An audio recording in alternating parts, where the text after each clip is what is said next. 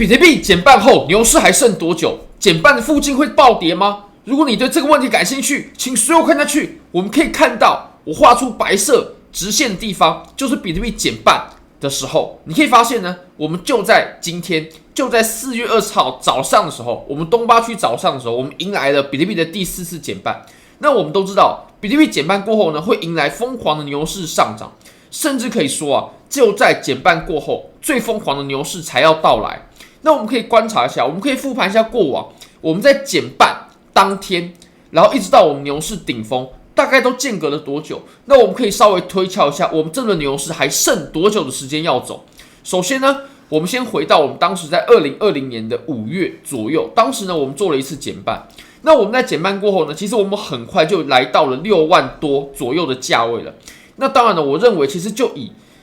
比特币这个价格来说，6万5跟6万9其实是差不多的啊，所以我甚至可以认为呢，我们当时在6万5，我们就已经到达顶部了。那如果以这种基准来计算的话，我们从减半一直到牛市顶峰呢，其实只间隔了336天左右，这是非常非常短的时间哦，这连1年都不到。那如果说我们取到当时在6万9的最高点呢，也不过才546天哦，也就是其实当减半一减半下去之后，我们离牛市的顶峰呢，最顶峰的价格只剩下1年半不到的时候了，只剩下1年半不到的时间了。那当然，我们可以再往前继续复盘哦，比如说我们可以看到，当时在2016年的7月，我们当时也进行了一次减半。我们在减半过后呢，我们又上涨了好一段。大约的时间呢，就是525天，也是大约1年半左右的时间或者说1年半不到的时间，然后我们就迎来了牛市的顶峰了。那我们再往前，其实当时在2013年牛市的时候，它其实间隔的时间呢又是更短的。我们在2012年的11月减半，那么我们仅仅在364天过后，大概整整一年的时间，我们就见到了牛市的顶峰了。所以我们可以稍微整理一下，统整一下，我们这次是第4次减半，那么前3次减半没问题，都有牛市，而且呢，时间点大约是1年到1年半左右。那我们也可以在当前的图表上面把1年到1年半的时间呢给画出来我们现在是2024年的4月，也就是我们牛市呢，按照过往我们至少都可以进行到2025年的4月。至少都可以进行到。那如果说我们再更多一点的话，也就是我们在这个基础上再多半年左右，那么我们可以看到2025年的9月、10月、11月左右。那我认为我们一定会在2025年的年中左右，我们这轮牛市就会见到尽头了。那到时候我们大家可以做好准备了。其实，如果以只有玩现货的朋友来说，我甚至认为这段时间你都绝对不要去看盘面，你到时候再回来市场就好了，因为到时候回来绝对是来得及的。如果你一直很密集的去观察这种短期的盘面反而会让你坚定持有的信心被动摇。那么大家有没有思考过，为什么减半比特币就一定会上涨呢？其实减半会上涨呢，这就是比特币的设计者的巧思，或者说呢，比特币必须上涨。它就是个刚需。如果比特币不涨的话减半之后不涨，那么比特币就会渐渐消失。怎么这么说呢？我们都知道比特币减半就是产量减半，矿工获得的奖励是减半的。那其实矿工获得的奖励减半，那矿工的成本变相的就变成了2倍了。也就是说，你要挖到一样颗数的比特币呢，你必须买2倍的矿机，花2倍的电力成本，你才会挖到一样数量的比特币跟减半前比较的话，那矿工如果说比特币的币价不涨的话，那就难以为继也就是如果币价不涨，那么比特币的矿工他们会入不敷出，就一定会把矿机关机。当全世界的比特币矿机都关机的时候，比特币就会消失了。所以比特币它必须涨，如果比特币不涨，那比特币就会消失。那过往比特币都是这么走过来的。那其实有一个价格我也认为很重要就是矿工的关机价。我相信大家在熊市的时候都有听过 minor capitulation 矿工投降。那其实现在这个价位呢，大约在4万多左右了也就是如果说我们这轮比特币呢没有涨到4万多的翻倍，因为毕竟我们减半了嘛，没有涨到矿工成本价的翻倍，也就是8万多9万的话，那么比特币就会消失。所以我们这轮牛市绝对不可能没有8万多9万，如果没有，那么比特币就会消失。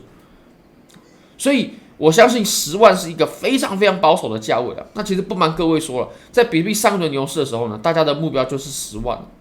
所以我认为我们超过10万，也就是我们在这轮牛市，比特币看到6位数的美金，我们是见得到的。好，那我们在复盘间，大家很感兴趣的事就是，比特币的减半会不会造成盘面短期的下跌呢？其实我们可以复盘一下哦。我们可以先给结论，就是比特币减半呢，对于短期的盘面影响甚微啊，非常非常小。因为其实减半我们注重的是长期的趋势，影响后续长期的趋势，而不是对盘面短期的影响。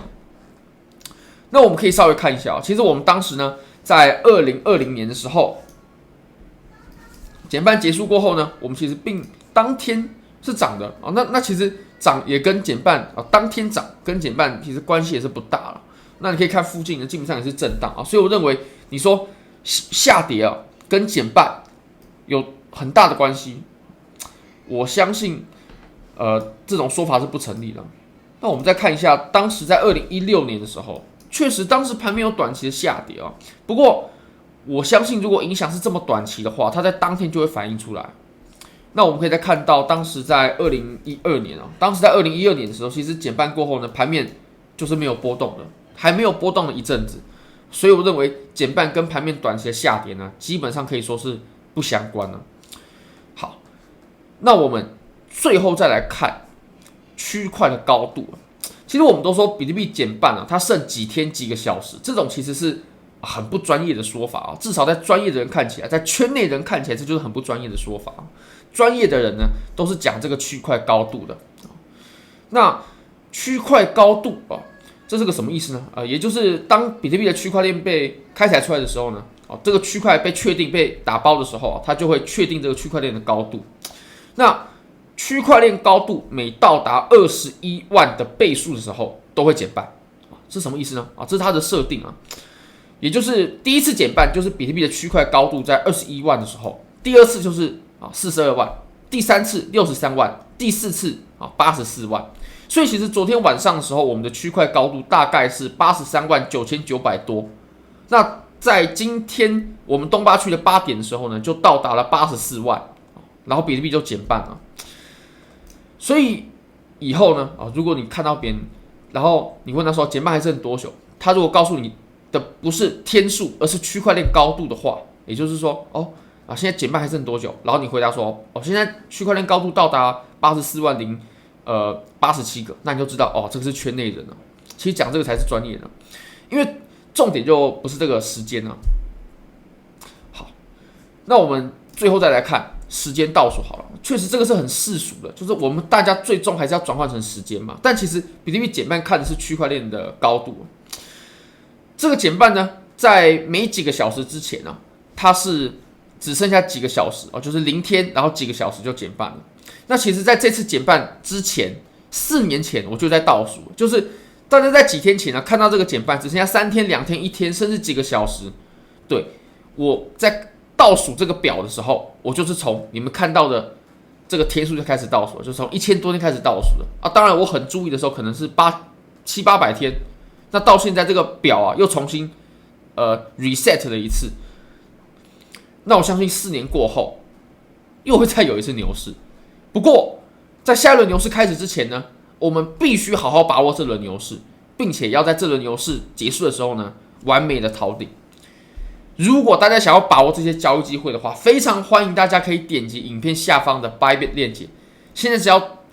注册 KYC 入金$100就送你$30的现金，你可以直接提币走。那还有一个活动是，你可以质押$5003天，3天就好，就可以获得$36.5的现金，一样你可以直接提币，什么都不用做，你就可以直接提币走，等于说是完全白拿的，直接是现金哦。我认为是非常非常的优惠，很欢迎大家可以点击下方的链接来注册。好，很感谢各位，拜拜。